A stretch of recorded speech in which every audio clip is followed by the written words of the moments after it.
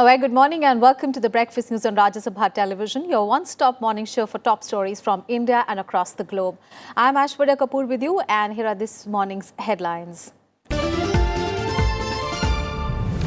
World's biggest government-sponsored healthcare scheme, Ayushman Bharat, rolled out, aimed at benefiting a population of 50 crore, the size of the European Union. Scheme covers over 1,300 ailments, including heart diseases. Prime Minister terms it a game-changer initiative to serve the poor.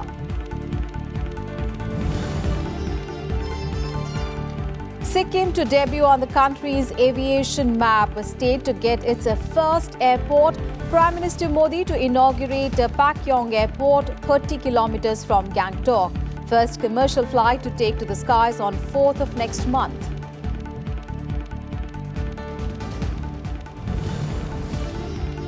India considers Bhutan a part of its own family, says Vice President M. Venkaiah Naidu, inaugurating the Bhutan Week with Her Majesty, the Queen Mother of Bhutan, says the ties between the two nations anchored in utmost trust, goodwill and mutual understanding.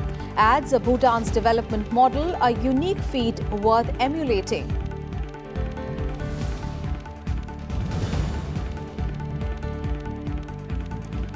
Opposition leader Ibrahim Mohammed Soli wins the Maldives presidential election. Surprise defeat for President Abdullah Yameen after Soli secured 58.3% of popular vote.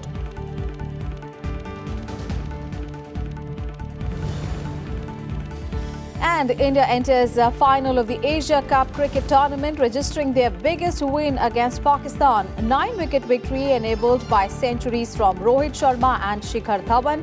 Bangladesh beat Afghanistan by 3 runs in the second Super 4 clash.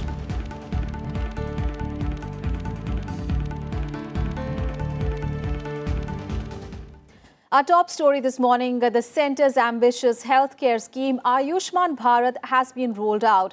The aim of the world's largest government-funded healthcare scheme is to reduce out of pocket hospitalization expenses and improve the access to quality patient care for poor beneficiaries. It is a paperless, cashless and portable scheme.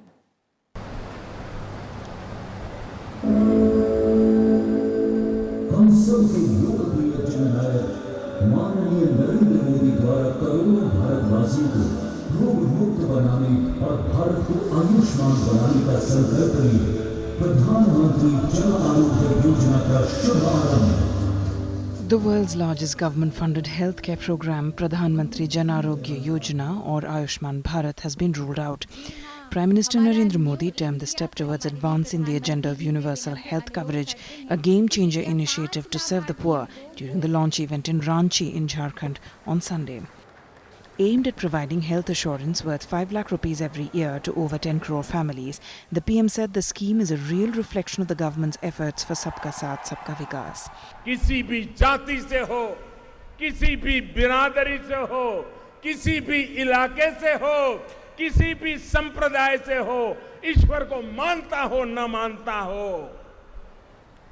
मंदिर में जाता हो, मस्जिद में जाता हो, गुरुद्वारे में जाता हो, चर्च में जाता हो, कोई भेदभाव नहीं, हर किसी को आयुष्मान भारत योजना का लाभ मिलेगा. यही है सबका साथ, सबका विकास. The scheme targets more than 50 crore beneficiaries, that is equal to the total population of the entire European Union. That number is also equal to the population of Canada, Mexico and the US taken together. A total of 13,000 hospitals have become part of the scheme. The PM said that 2,500 modern hospitals will come up in Tier 2 and Tier 3 cities, creating several employment opportunities. मध्यम वर्गीय परिवारों को एक नया व्यवसाय का क्षेत्र खुलने वाला है, रोजगार के नए अवसर पैदा होने वाले हैं. इतना ही नहीं, इस पूरी प्रक्रिया में मेडिकल सेवाओं के साथ साथ बीमा, तकनीकी कौशल, कॉल सेंटर, प्रबंधन, दवा उत्पादन, उपकरण निर्माण जैसे अनेक क्षेत्रों में लाखों करोड़ों रोजगार की भी संभावनाएं पैदा होने वाली. Token health cards under the scheme were given to some beneficiaries at the event. Cashless and paperless access to services for beneficiaries at point of service will be provided under the scheme that takes a holistic approach to lay stress on affordable and preventive healthcare. Launching an attack on previous governments, the Prime Minister said that their approach to schemes was based on electoral considerations. चाहे क्षेत्रीय विकास का मानदंड हो, चाहे सामाजिक बदलाव का मानदंड हो, चाहे सांप्रदायिक तनावों से मुक्ति का रास्ता हो, पहले सरकारों ने सिर्फ और सिर्फ वोट बैंक की राजनीति के तहत समाज की ताकत बढ़ाने के बजाय राजनीतिक दलों की ताकत बढ़ाने के लिए सरकारी खजानों का उपयोग किया. More than 1,300 ailments, including heart diseases, kidney and liver disorders and diabetes, are covered under the scheme. The PM also laid foundation stone of 2 medical colleges at Chaibasa and Kodarma and inaugurated 10 health and wellness centres in the state. Speaking on the occasion, Health Minister JP Nadda said the country will soon have 1.5 lakh wellness centres. The services will include 1,350 procedures covering pre- and post-hospitalization, diagnostics and medicines. Under the scheme, the beneficiaries will be able to move across borders and access services across the country through the provider network seamlessly. Bureau Report, Rajya Sabha TV. It was on 1st of February this year that Finance Minister Arun Jaitly had unveiled the world's largest government-funded healthcare program called the National Health Protection Scheme, or the Ayushman Bharat, in his union budget presentation. Now, this flagship scheme aims to benefit more than 37% of the population, meaning that nearly all poor and vulnerable families in the country will be covered. Since independence, a number of health schemes have been announced for the poor and the marginalized, but none of them have a confidence-inducing record. The Ayushman Bharat scheme assures a health insurance cover of up to 5 lakh rupees per family per year to 50 crore poor and vulnerable persons. The scheme has twin missions. The first is to create a network of health and wellness centres that will bring the healthcare system closer to the people. These centres will provide comprehensive healthcare, including treatment for non-communicable diseases and maternal and child health services. Besides, they will also provide free essential drugs and diagnostic services. 1,200 crore rupees has been allocated for this flagship program. The second flagship program under Ayushman Bharat is the National Health Protection Scheme. It will cover over 10 crore poor and vulnerable families, providing coverage up to 5 lakh rupees per family per year for secondary and tertiary care hospitalization. The scheme aims to ensure enhanced productivity, well-being and avert wage loss and impoverishment. Besides this, the scheme is also aimed at generating lakhs of jobs, particularly for women. Under Ayushman Bharat, the government aims to set up 1.5 lakh wellness centres across the country by 2022. These centres would be equipped to treat a host of diseases including blood pressure, diabetes, cancer and old age illness.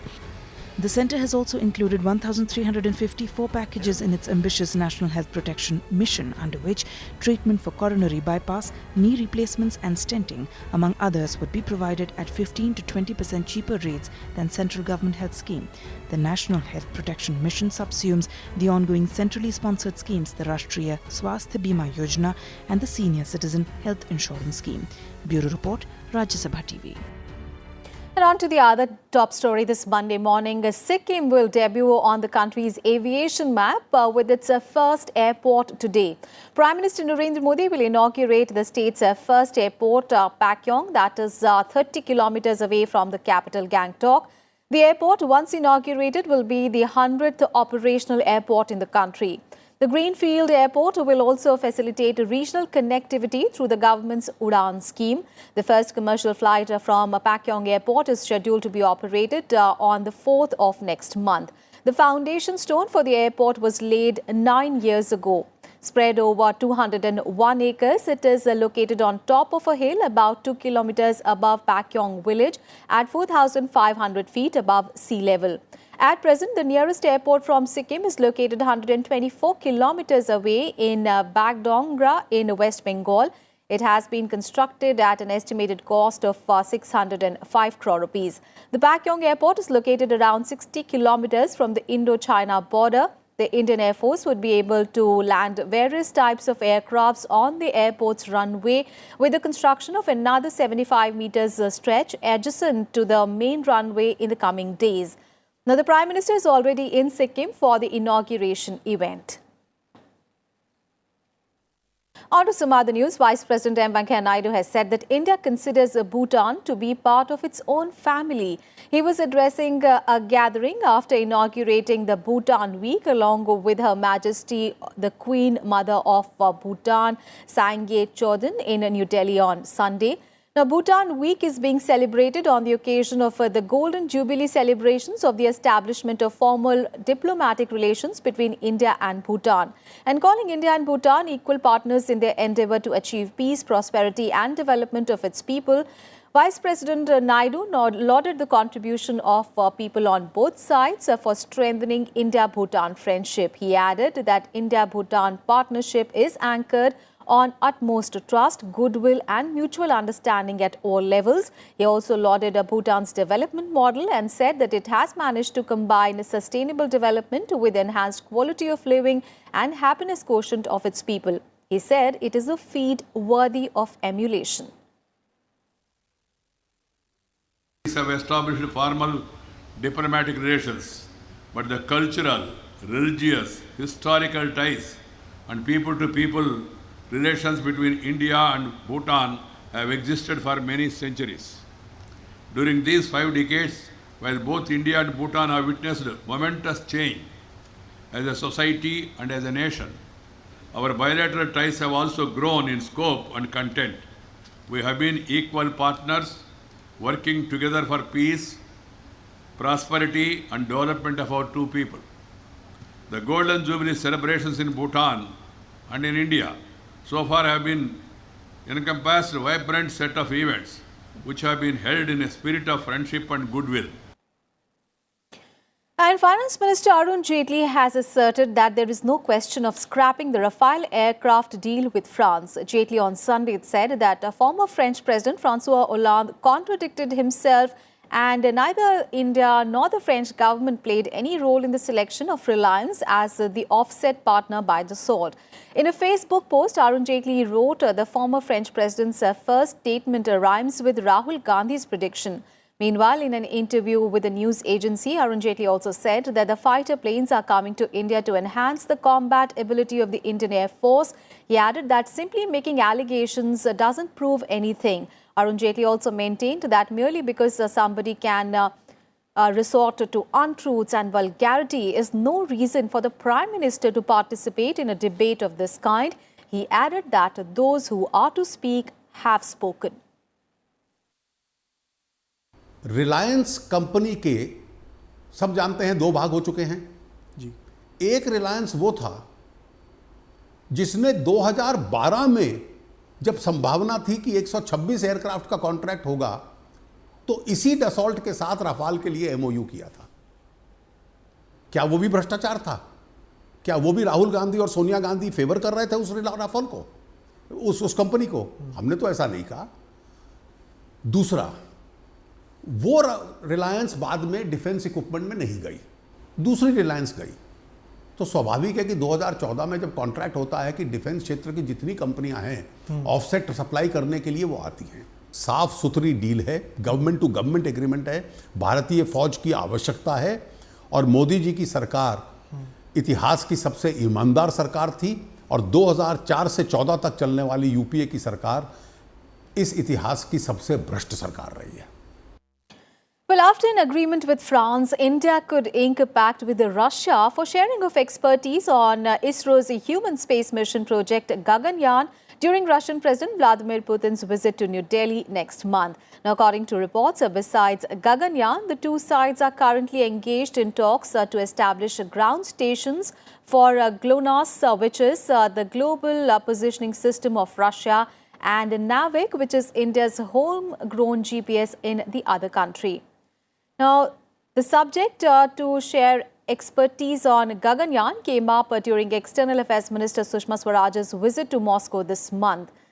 And earlier this month, remember, India and France had signed a memorandum of understanding to share French expertise on the Human Mission project announced by Prime Minister Narendra Modi in his Independence Day address this year.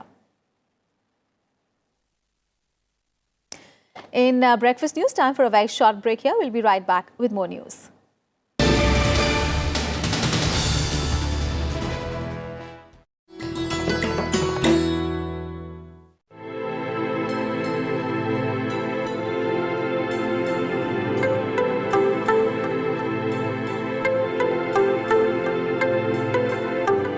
Rabindranath Tagore was awarded the Nobel Prize for Literature in 1913 for his book Gitanjali.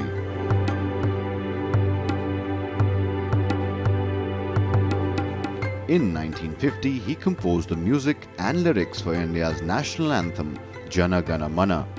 And when Bangladesh became independent in 1971, they chose Tagore's song, Amar Shonar Bangla, as its national anthem.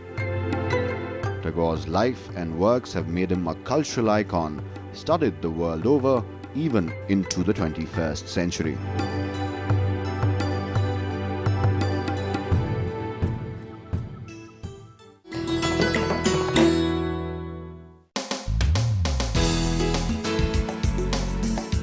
Rajya Sabha TV's YouTube channel has just crossed a new exciting milestone. It now has over 1 million subscribers. That's more than 10 lakh people who like and want to watch RSTV. Over 15 crore people have watched our videos. Our online viewers are also engaging with us more actively on YouTube. More and more people like, share and comment on our videos. We thank you, our growing tribe of RSTV viewers. We will strive every day to bring you more exciting and engaging content. So stay tuned to Rajya Sabha TV.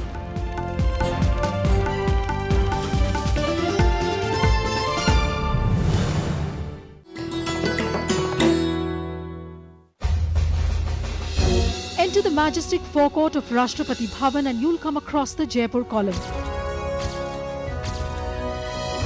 A gift to the Viceroy from Savai Madho Singh, the Maharaja of Jaipur, to commemorate the creation of the new capital. The 145-meter high column is crowned with 6 pointed crystal stars on a bronze lotus, and inside the stone shaft runs a steel tube which weighs a little more than 5 tons. The base of the column has text conceived by Lord Irwin and Sir Edwin Lutyens inscribed on it.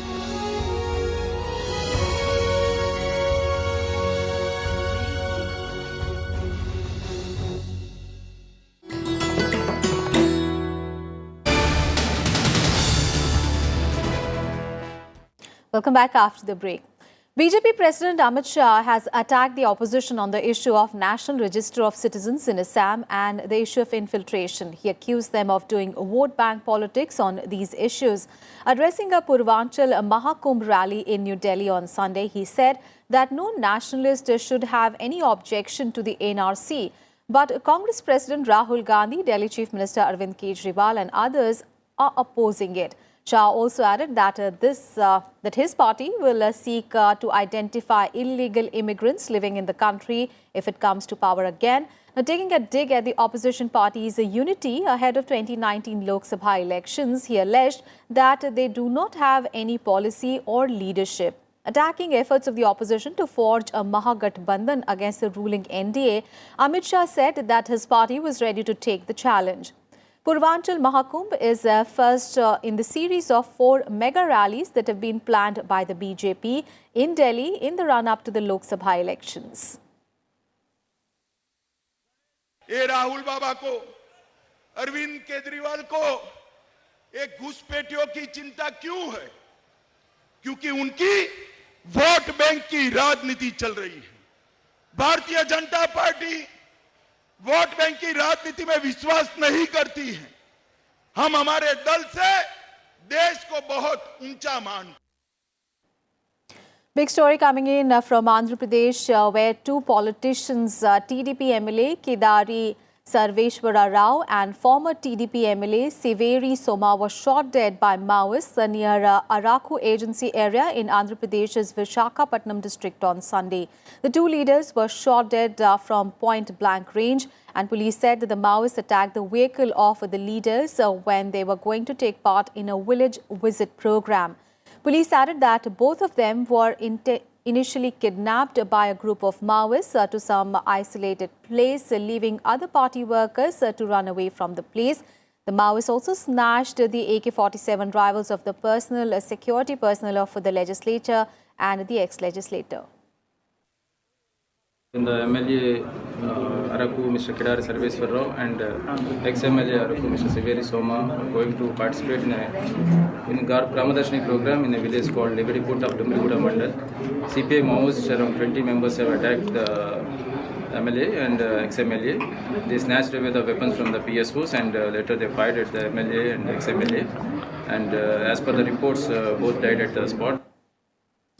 And WhatsApp has appointed a grievance officer for India and outlined a process for the users to flag concerns and complaints. The idea behind the move is to meet one of the key demands that India had put on WhatsApp to curb fake messages which triggered mob killings. The grievance officer, Komal Lahiri, who was appointed last month, will be based in the US. Now, users can seek help through the mobile app. They can send an email or write into the officer.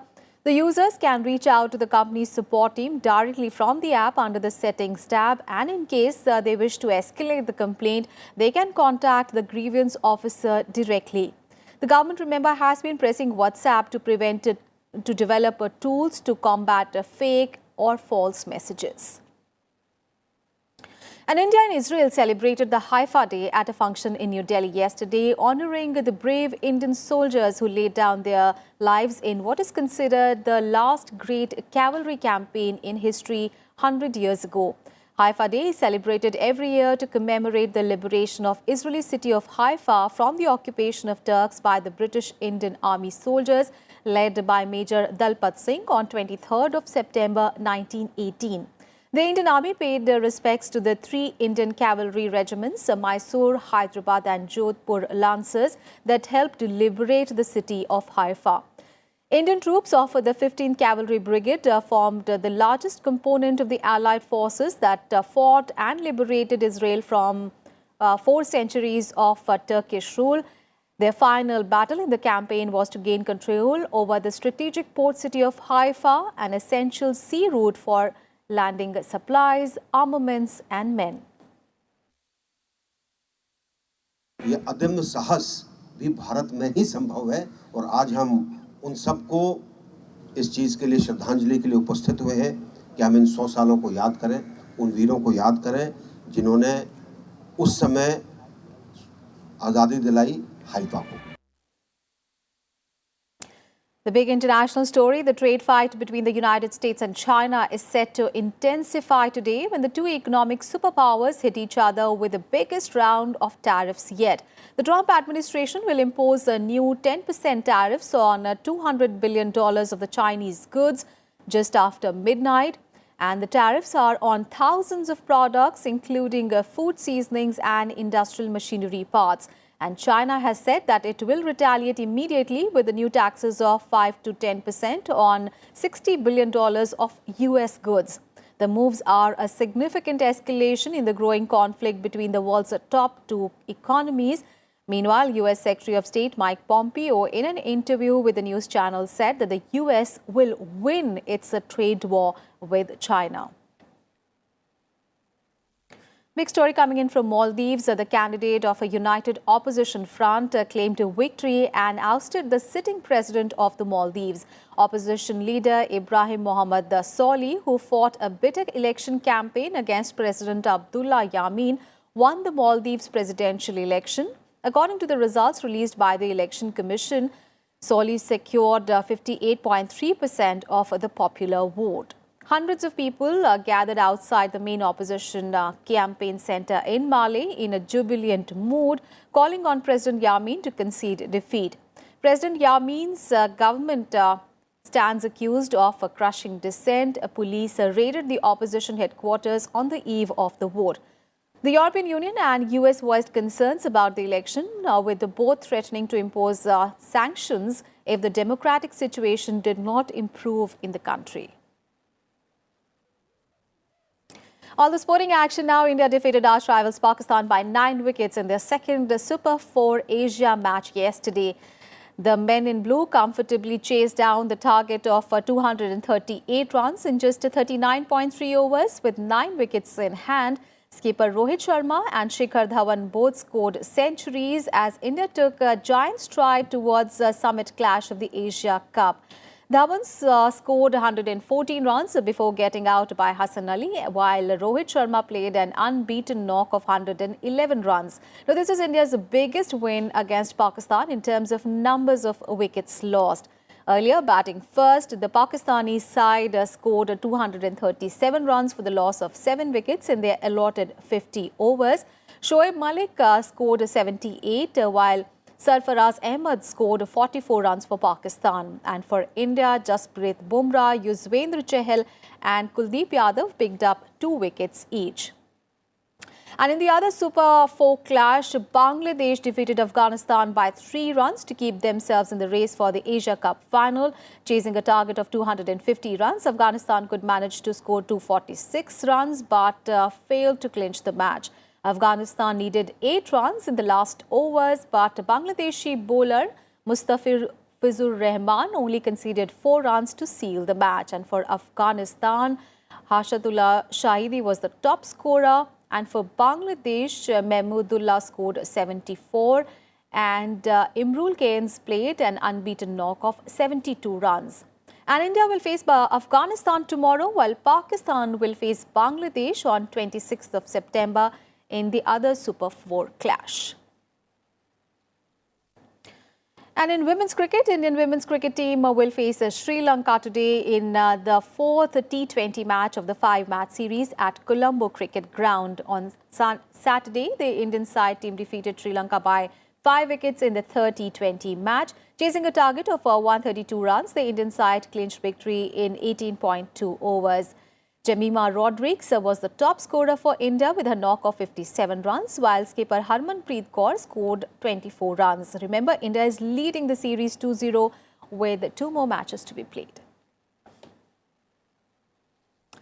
And that's all in this edition of Breakfast News. But before we wrap up, devotees took out grand processions and danced away bidding farewell to Lord Ganesh on Sunday all over India, with the 10 days of celebrations which commenced from Ganesh Chaturthi. Take a look at these visuals as we take your leave. Thanks for watching.